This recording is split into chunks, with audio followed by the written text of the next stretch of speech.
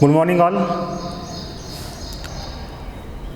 नमस्कार विद्यार्थी मित्रांनो, मी प्राध्यापक शेंडे दत्तू दादासाहेब, राज्यशास्त्र विभाग प्रमुख, राव बहादूर नारायणराव बोरावके महाविद्यालय श्रीरामपूर.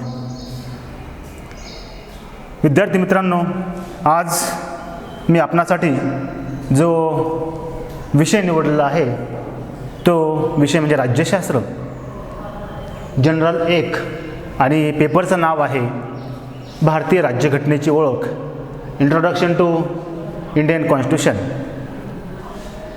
आणि यामधील जो सब टॉपिक मी निवडला आहे तो म्हणजे भारतीय राज्यघटना सरनामा किंवा उद्देशपत्रिका किंवा ज्याला इंग्रजीमध्ये प्रिॲम्बल असं संबोधत आहेत. आणि हा भारतीय राज्यघटनेच्या उद्देशपत्रिकेकडे जेव्हा आपण बघतो तेव्हा याचे 4 भाग आपल्याला दिसून येत आहेत. पहिल्या भागामध्ये या भारतीय राज्यघटनेचं स्रोत काय आहे, म्हणजेच या भारतीय राज्यघटनेचं उगमस्थान काय आहे. त्यानंतर दुसऱ्या भागामध्ये या भारतीय राज्यव्यवस्थेचं स्वरूप कशा स्वरूपाचं आहे. तिसऱ्या भागामध्ये ही भारतीय राज्यव्यवस्थेची जी काय आहे, ही जी काय भारतीय राज्यव्यवस्था आहे तिचं उद्दिष्ट काय आहे. आणि चौथ्या भागामध्ये या राज्यघटनेचा स्वीकृती दिनांक हा निश्चित केला आहे. विद्यार्थी मित्रांनो, आपण राज्यशास्त्राचे विद्यार्थी आणि राज्यशास्त्राचे जरी विद्यार्थी जरी असलो तरी आपला विकास होत असताना आपल्या जीवनामध्ये भाषा असेल, विज्ञान असेल, सामाजिक शास्त्र असेल, या सर्वांचा मोठा हातभार लागलेला आहे. आणि म्हणून जेव्हा विद्यार्थ्यांनो आपण कोणतंही एखादं पुस्तक आपल्या हाती घेतो तेव्हा त्या पुस्तकाच्या सुरुवातीला एक परिच्छेद असतो, एक पॅरेग्राफ असतो. आणि त्या पॅरेग्राफमध्ये किंवा त्या परिच्छेदामध्ये त्या पुस्तकाचा सार, आशय, हेतू अतिशय मोजक्या अशा शब्दामध्ये मांडलेला असतो. त्यातून त्या पुस्तकामध्ये काय सांगितलं आहे, त्या पुस्तकाची फिलॉसॉफी काय आहे किंवा त्या पुस्तकात तत्त्वज्ञान काय आहे हे आपलं अतिशय मोजक्या आणि समर्पक अशा शब्दामध्ये पाहावयास मिळतं. आणि म्हणून प्रस्तावनेमधूनच आपल्याला त्या पुस्तकामध्ये काय मांडलं आहे हे समजतं. त्याचप्रकारे जगाच्या पाठीवरती जे काही वेगवेगळे देश आहेत त्या प्रत्येक देशांनी आपल्या स्वतःसाठी अशी एक वेगळी राज्यघटना निर्माण केलेली आहे. असं असताना जगाच्या पाठीवरती पहिल्यांदा हा जो काही उद्देशपत्रिका आहे किंवा ही जे काही सरनामा आहे किंवा हे जे काही प्रिॲम्बल आहे हे कुणी लिखित केलं तर प्रथमतः जगामध्ये अमेरिकन राज्यघटनेने सुरुवातीला आपल्या राज्यघटनेच्या सुरुवातीस एक परिच्छेद दिलेला आहे. त्याचप्रकारे भारतीय राज्यघटनेच्या त्याचप्रकारे ही जी काही भारतीय राज्यघटना आहे या भारतीय राज्यघटनेच्या सुरुवातीलाही एक परिच्छेद दिला आहे, एक पॅराग्राफ दिला आहे.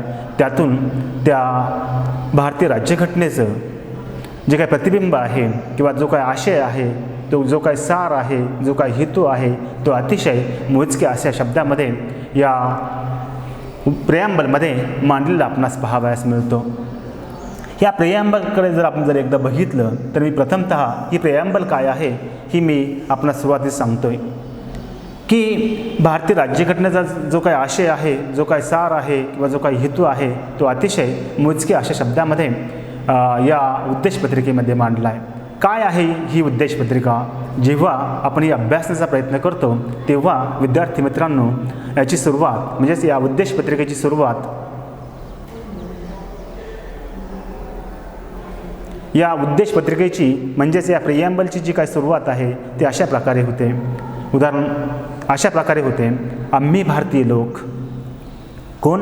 तर आम्ही भारतीय लोक हे उगमस्थान झालं, इथून सुरुवात होते. आणि म्हणून आम्ही भारतीय लोक भारताचे एक सार्वभौम, समाजवादी, धर्मनिरपेक्ष, लोकशाही, प्रजासत्ताक गणराज्य निर्माण करण्याचे प्रतिज्ञापूर्वक ठरवून आणि भारतीय नागरिकांना न्याय कोणता तर सामाजिक, आर्थिक, राजकीय स्वातंत्र्य कोणतं तर विचार, उच्चार, श्रद्धा, पूजा, व्यवसाय, समानता कोणती संधी व दर्जाची इत्यादीची प्राप्ती व्हावी म्हणून व्यक्तीची प्रतिष्ठा, राष्ट्राचे ऐक्य व एकात्मता या संबंधीची हमी देऊन त्यांच्यामध्ये बंधुभाव वाढावा याकरिता सन 1949च्या नोव्हेंबर महिन्याच्या 26 तारखेला ही घटना आम्ही मान्य करत आहोत आणि तत्संबंधी कायदा करून ती स्वतःला अर्पण करीत आहोत.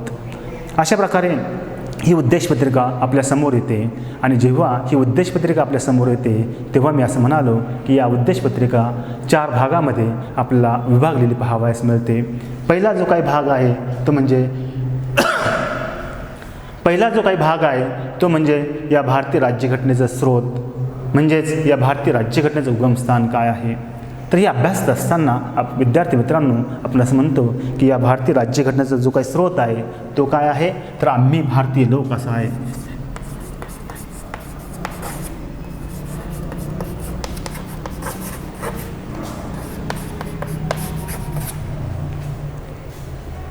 या भारतीय राज्यघटनेचा स्रोत काय आहे, तर आम्ही भारतीय लोक, we the people of India, म्हणजेच आम्ही भारतीय लोक. मग आम्ही भारतीय लोक हा शब्दप्रयोग योजना पाठीमागचं कारण काय आहे किंवा हा स्रोत कसा ठरतो, तर आपणास माहिती आहे की या भारतामध्ये विविध जातीचे, धर्माचे, पंथाचे, वंशाचे, वर्णाचे लोक एकत्र गुण्यागोविंदाने राहत आहेत. आणि मग हे सर्व लोक एकत्र येऊन त्यांनी ही भारतीय राज्यघटना निर्माण केली. तिथपर्यंत थांबले नाही आहेत, तर सन 1949च्या नोव्हेंबर महिन्याच्या 26 तारखेला ही घटना त्यांनी मान्य केली आणि मान्य करून त्यांनी ती स्वतःलाच अर्पण केली. याचा अर्थ असा होतो की ही जी काही भारतीय राज्यघटना आहे, या भारतीय राज्यघटनेची जी काही प्रत्येक कलमं आहेत किंवा प्रत्येक जो काही कायदा आहे, हा कायदा आम्ही सर्वांनी मिळून निर्माण केला आहे आणि निर्माण करून आम्ही इथेच थांबलो नाही आहे, तर तो कायदा आम्हालाच अर्पण केला आहे. याचाच अर्थ ही भारतीय राज्यघटना आम्ही निर्माण केली, आमच्यासाठी निर्माण केली आणि ती आमच्यावरती बंधनकारक आहे. हे भारतीय राज्यव्यवस्थेचं काय आहे, तर स्रोत आहे किंवा उगमस्थान आहे. असं म्हटलं जातं की ही भारतीय राज्यघटना खरोखर या भारतीय लोकांनीच निर्माण केली का, किंवा याचा स्रोत ही भारतीय लोकच आहेत का. कारण आपल्याला असं पाहावयास मिळतं की या देशामध्ये 1952ला पहिली सार्वत्रिक निवडणूक झाली आणि या 1952च्या पहिल्या सार्वत्रिक निवडणुकीमध्ये ही घटना समितीचे सर्वच्या सर्व सदस्य प्रचंड बहुमताने निवडून आले. याचा अर्थ स्पष्ट होतो की या भारतीय राज्यघटना जी काय आहे याचं स्रोत किंवा जे काही उगमस्थान आहे ते काय आहे, तर भारतीय लोकच आहेत. अशा प्रकारे या उद्देशपत्रिकेचा पहिला भाग या ठिकाणी संपतो आणि तो म्हणजे काय, तर या स्रोत काय आहे भारतीय राज्यघटनेचं, तर आम्ही भारतीय लोक हे असलेलं पाहावयास मिळतं. त्यानंतर दुसऱ्या भागामध्ये जेव्हा आपण बोलतो तेव्हा या भारतीय राज्यव्यवस्थेचं स्वरूप काय आहे. स्वरूप म्हणजे काय, तर धारण करणे, परिधान करणे.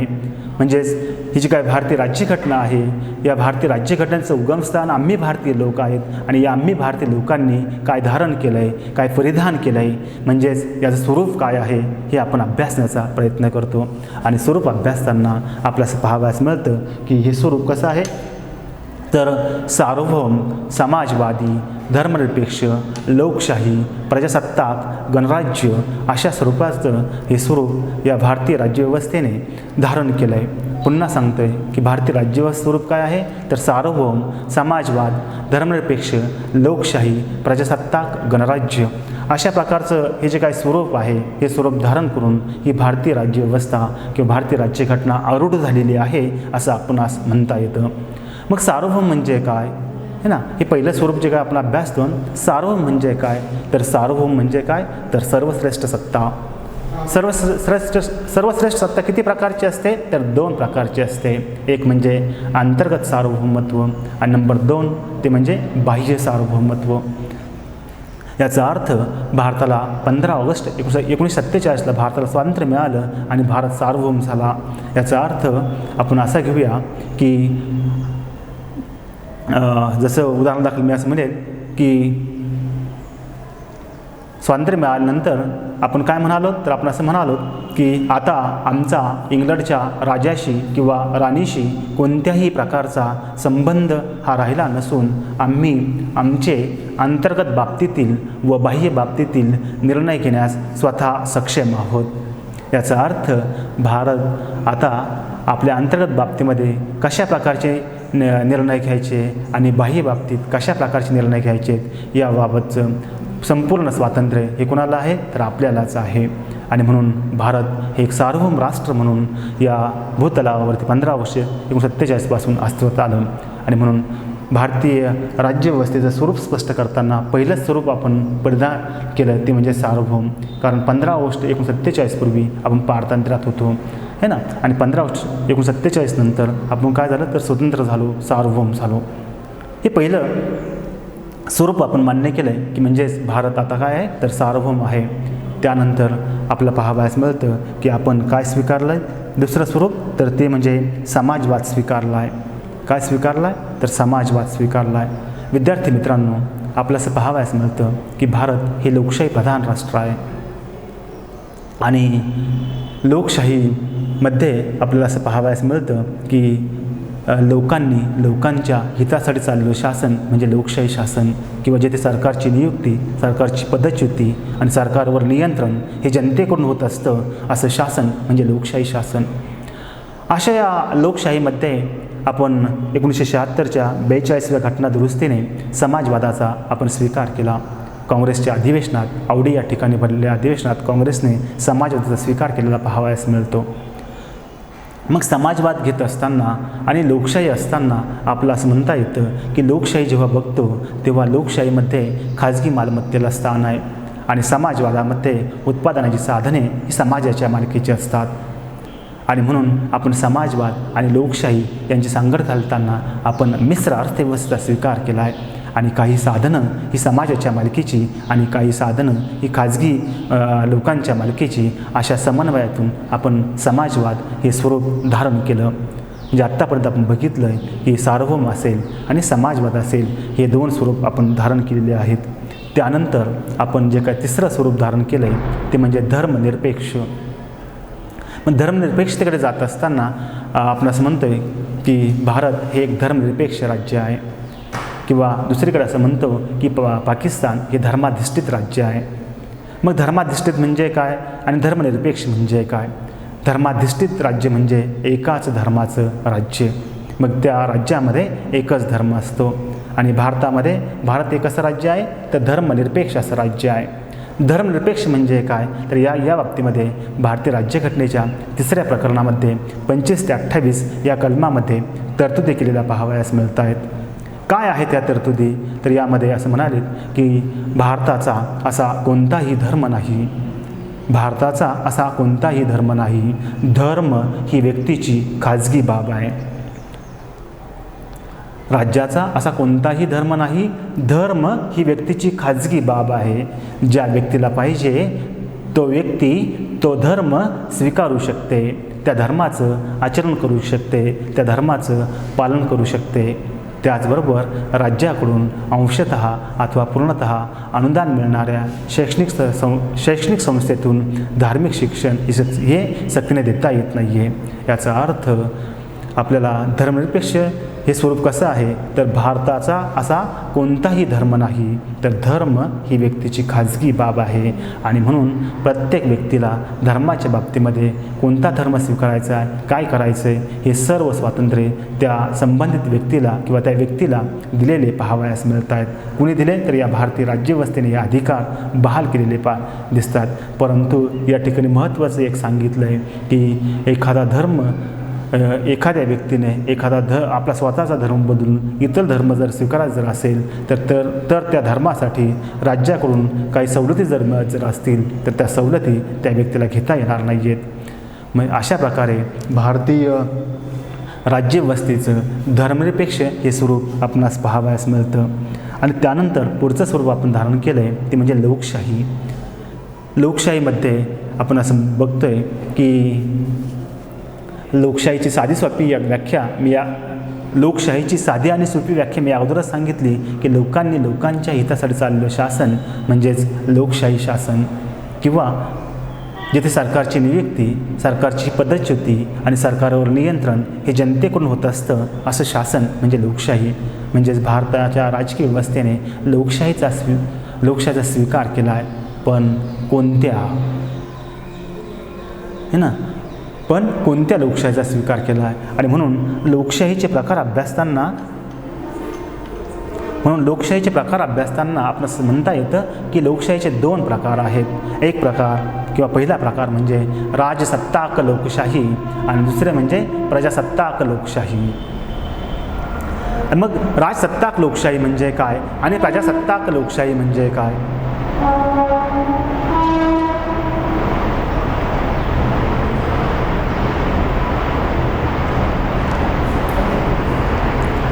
आवाज येईल तो. राजसत्ताक लोकशाही म्हणजे काय आणि प्रजासत्ताक लोकशाही म्हणजे काय याचा जेव्हा आपण अर्थ स्पष्ट करण्याचा प्रयत्न करतो, तर प्रथमतः राजसत्ताक लोकशाही म्हणजे काय हे आपण अभ्यासण्याचा प्रयत्न करतो. राजसत्ताक लोकशाहीमध्ये जी काही सत्ता आहे किंवा राज्याची जी काही सत्ता आहे ती वंशपरंपरागतरित्या सत्तेवरती आलेली असते. आणि म्हणून त्याचं उदाहरण बघताना आपल्यास म्हणता येतं की इंग्लंडमध्ये राजसत्ताक लोकशाही आहे. आणि भारताच्या पातळीवरती जेव्हा आपण विचार करतो तेव्हा भारताची ही जी काही लोकशाही आहे ही प्रजासत्ताक प्रकारची आहे. आणि मग प्रजासत्ताक म्हणजे काय हे जेव्हा आपण अभ्यासतो तेव्हा आपणास असं म्हणता येतं की प्रजासत्ताकचे 2 वैशिष्ट्ये आहेत. आणि पहिलं वैशिष्ट्य म्हणजे तेथे लोकशाही असते आणि तेथील राज्यप्रमुख हे लोकांनी निवडलेले असतात. जेव्हा भारतीय राज्यव्यवस्थेचं हे लोकशाही गणराज्य हे स्वरूप आपण अभ्यासाचा प्रयत्न करतो तेव्हा आपल्याला म्हणता येतं की भारताचं जे काही लोकशाही गणराज्य आहे किंवा भारतामध्ये जे काही गणराज्य प्रस्थापित झालेलं आहे या गणराज्याची आपणास 2 वैशिष्ट्ये पाहावयास मिळतात. आणि पहिलं वैशिष्ट्य म्हणजे काय तर पहिलं वैशिष्ट्य म्हणजे तेथे लोकशाही असते आणि तेथील राज्यप्रमुख हे लोकांनी निवडलेले असतात. आणि म्हणून भारतामध्ये किती राज्यप्रमुख आहेत तर या बाबीची जेव्हा आपण चर्चा करतो तेव्हा आपल्याला असं पाहावयास मिळतं की भारतामध्ये 2 राज्यप्रमुख आहेत. एक म्हणजे घटनात्मक प्रमुख आणि दुसरा म्हणजे वास्तविक प्रमुख. भारताचे घटनात्मक प्रमुख म्हणून कोण आहेत तर राष्ट्रपती आहेत. तर वास्तविक सत्ताधीश म्हणून कोण आहेत तर पंतप्रधान आहेत. आणि या दोहोंचीही निवड कुणी केली तर भारतीय जनतेने केली किंवा कुणी केली तर आम्ही भारतीय लोकांनी केलेली पाहावयास मिळते. आणि म्हणून लोकशाही प्रजासत्ताक हे काय आहे भारतीय राज्यव्यवस्थेचं स्वरूप आहे.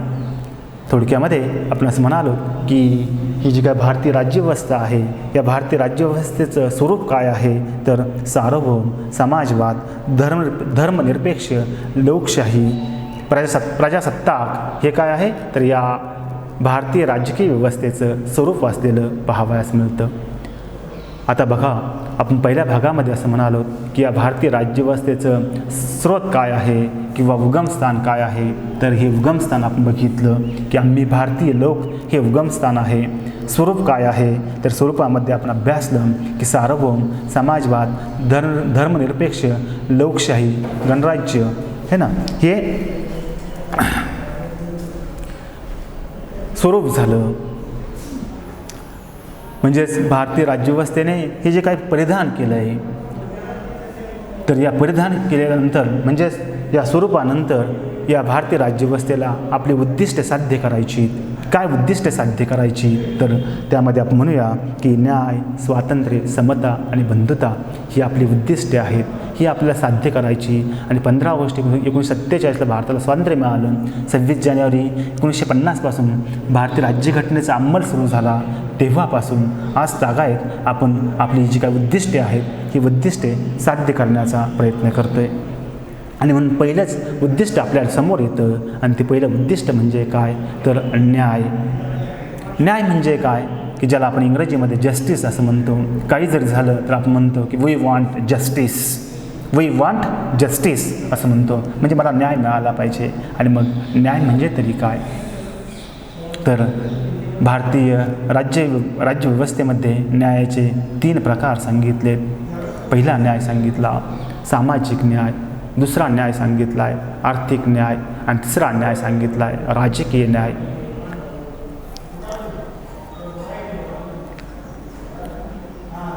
विद्यार्थी मित्रांनो, हा न्याय स्पष्ट करत असताना किंवा न्याय हे उद्दिष्ट स्पष्ट करत असताना याचा क्रमही भारतीय घटनाकर्त्यांनी अतिशय व्यवस्थितरित्या आणि पद्धतशीरपणे लावलेला आहे. आणि का आणि कसा, तर ते अभ्यासताना मी तुम्हाला असं म्हणालो की हा न्याय कोणता आहे, तर पहिल्यांदा ते म्हणाले सामाजिक न्याय मिळाला पाहिजे. म्हणजे या भारतीय लोकांना प्रथमतः सामाजिक न्याय मिळाला पाहिजे, त्यानंतर या भारतीय लोकांना आर्थिक न्याय मिळाला पाहिजे आणि त्यानंतर खऱ्या अर्थानं राजकीय न्यायाला किंमत प्राप्त होईल. कारण राजकीय न्याय हा आपला अगोदरच मिळाला. कधी मिळाला, तर 15 ऑगस्ट 1947 मिळाला.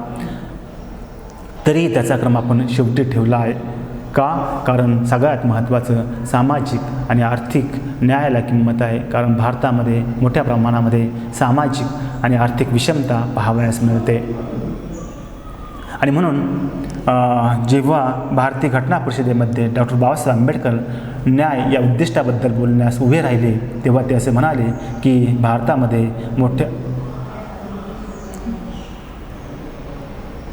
डॉक्टर बाबासाहेब आंबेडकर घटना परिषदेत न्याय याबद्दल बोलण्यास उभे राहिले, तेव्हा ते असे म्हणाले की आपण मोठ्या कष्टानं जे काही राजकीय लोकशाहीचं मंदिर निर्माण केलं आहे, आपण मोठ्या कष्टानं जे काही राजकीय लोकशाहीचं मंदिर निर्माण केलं आहे, म्हणजेच जो काही न्याय आहे हा राजकीय न्याय या भारतीय लोकांना मिळवून दिला आहे, ते जर टिकवायचं जर असेल तर प्रथमतः आपण या देशामध्ये सामाजिक आणि आर्थिक जी काही विषमता आहे ही विषमता नष्ट केल्याशिवाय आपल्या खऱ्या अर्थानं न्याय हा प्रस्थापित होणार नाही आहे.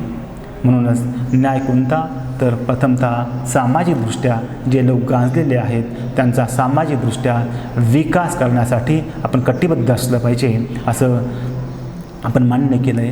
नुसतं सामाजिकदृष्ट्याच विकास होऊन चालतो का, तर नाही. जेव्हा सामाजिकदृष्ट्या विकास होतो तेव्हा आपोआपच आपल्या खिशात 2 पैसे येतात आणि 2 पैसे आले म्हणजेच आपला आर्थिक विकासाला सुरुवात होते. आणि जेव्हा आपला सामाजिक आणि आर्थिक विकास होतो तेव्हा आपण कुणाकडेही नतमस्तक होत नाही आहे. आपलं जे काही मत आहे ते मत कुणालाही विकत नाही आहे. आपल्या सतसत विवेक बुद्धीला जे योग्य वाटतं अशा आदर्श अशा राज्यकर्त्याची आपण निवड करू शकतो. आणि म्हणून आपलं पहिल्यांदा काय प्राप्त करायचं आहे, तर न्याय प्राप्त करायचा आहे. कोणता, तर सामाजिक, आर्थिक आणि राजकीय न्याय आपापच आपला प्राप्त झालेला आहे. खऱ्या अर्थानं 2च न्याय प्राप्त करायचे आहेत. कुठल्या, तर सामाजिक आणि आर्थिक. जेव्हा हे आपल्याला न्याय हे उद्दिष्ट साध्य करायचं आहे, म्हणजे सामाजिक न्याय, आर्थिक न्याय हा आपल्याला प्राप्त करायचा, राजकीय न्याय तर हा अगोदरच मिळालेला आहे. त्याचबरोबर आपल्याला काय करायचं असतं, तर स्वातंत्र्य प्राप्त करायचं आहे. विद्यार्थी मित्रांनो, स्वातंत्र्य म्हणजे काय, तर स्वातंत्र्य म्हणजे स्वैराचार नव्हे. स्वातंत्र्य म्हणजे काय, तर बंधनासहित स्वातंत्र्य. आपण आपलं स्वातंत्र्य हे बघत असताना आपल्या स्वातंत्र्यामुळे इतरांवर कोणत्याही प्रकारची गदा येता कामा नये, अशा प्रकारचं स्वातंत्र्य आपल्याला उपभोगायचं आहे. मग हे कोणतं स्वातंत्र्य आहे, आपलं कोणतं स्वातंत्र्य या भारतीय राज्यव्यवस्थेने दिलं आहे, तर त्यामध्ये आपण असं म्हणतो की स्वातंत्र्य कुठलं दिलं आहे, तर प्रथमतः विचार करण्याचं स्वातंत्र्य दिलं आहे. त्यानंतर अभिव्यक्ती स्वातंत्र्य दिलं आहे.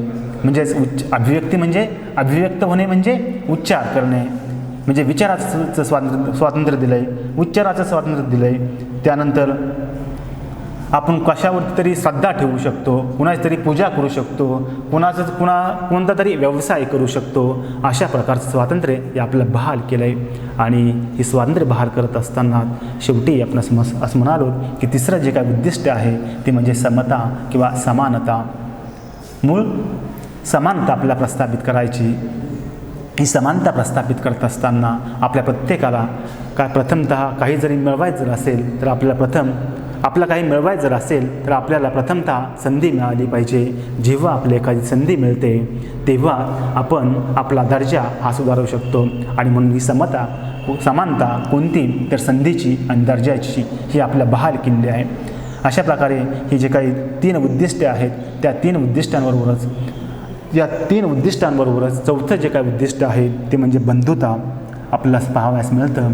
की हे सगळं न्याय, स्वातंत्र्य, समता हे उद्दिष्ट प्राप्त करत असतानाच विद्यार्थ्यांनो, आपल्याला आपली प्रतिष्ठा म्हणजेच व्यक्तीची प्रतिष्ठा, राष्ट्राचे ऐक्य व एकात्मता या संबंधीची हमी आपण दिलेली आहे आणि ती हमी देऊन आपल्या सर्वांमध्ये बंधुभाव आपण निर्माण करण्याचा प्रयत्न करत आहोत आणि हा प्रयत्न अधिकाधिक उद्निकत होत जावो यासाठी सन 1949च्या नोव्हेंबर महिन्याच्या 26 तारखेला ही घटना आम्ही काय करतोय तर मान्य करतोय. म्हणजेच भारतीय राज्यव्यवस्था स्वीकृती दिनांक आपण सांगितला आहे. काय सांगितलं आहे की सन 1949च्या नोव्हेंबर महिन्याच्या 26 तारखेला ही घटना आम्ही मान्य करत आहोत आणि तत्संबंधी कायदा करून ती स्वतः प्रत अर्पण करत आहोत. अशा प्रकारे या भारतीय राज्यघटनेचा सरनामा हा या 4 भागात विभागला गेला आहे. त्याचं महत्त्व सांगताना इंग्लंडचे प्रसिद्ध राज्यशास्त्रीय विचारवंत प्राध्यापक अर्नेस्ट बार्कर हे असं म्हणतात की माझ्या principles of social and political theory या ग्रंथातील जे काही विचार आहेत ते विचार अतिशय मोजक्या शब्दात भारतीयांनी मांडलेत. कारण का तर आत्तापर्यंत राजकीय विचार हे पाश्चात्य लोकांची मिराजदारी समजली जात होती, ती आता राहिली नसून भारतीयांनी आपल्या नव्या राजकीय जीवनाची सुरुवात ज्या प्रथेनुसार किंवा ज्या नियमानुसार केली आहे त्याबद्दल मला सार्थ असा अभिमान वाटतो. किंवा असंही म्हटलं जातं की ती भारतीय राजकीय कवचकुंडली आहे किंवा घटना समजण्याची ती गुरुकिल्ली आहे. थोडक्यात एवढंच म्हणेल की या भारतीय सरनाम्याचा जो काय आशय जर थोडक्यामध्ये जर बघितला किंवा सारांश जर बघितला तर आपण असं म्हणता येतं की भारतीय राज्यघटनेच्या उद्देशपत्रिका ही अतिशय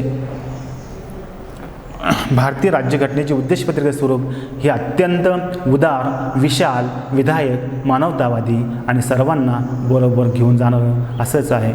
ठीक आहे, धन्यवाद.